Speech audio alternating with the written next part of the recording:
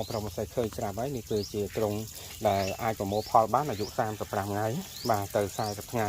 បាទអញ្ចឹងយើងប្រមូលផលបានម្ដងហើយត្រង់នេះណា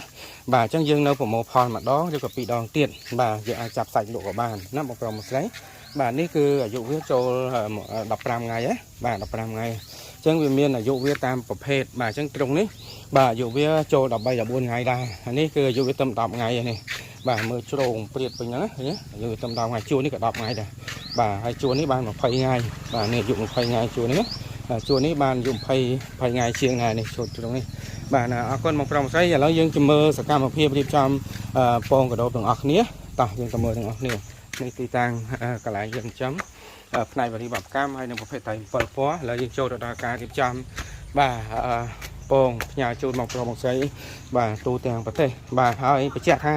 ទិញពងកដោពីកសិដ្ឋាន400ព្រីបរិញ្ញាម្ចាស់ទទួលទិញសាច់ទទួលទិញពងមកវិញបាទចឹងឥឡូវយើងទៅមើលទាំងអស់គ្នានេះបាទ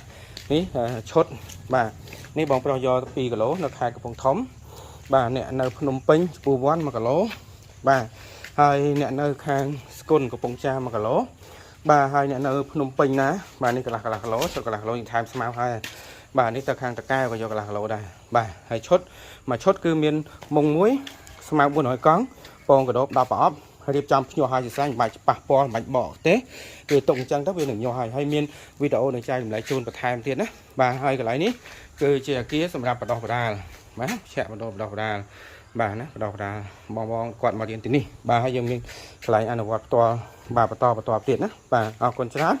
បងប្រុសបងស្រីបាទនេះខ្ញុំថតទីតាំងផ្ទាល់នៅក្នុងកសិដ្ឋាន400បងប្រុសបងស្រីឃើញណាបាទនេះបងប្រុសបងស្រីឃើញណាបាទសកម្មភាពថតផ្ទាល់រៀបចំផ្ទាល់ណាបាទបងប្រុសបងស្រីហើយបញ្ជាក់រៀបចំអត់ទាន់ទេហើយបងប្រុសដែលគាត់មករៀននេះមករៀនថ្ងៃនេះគឺគាត់ទិញ20ឈុតទៀត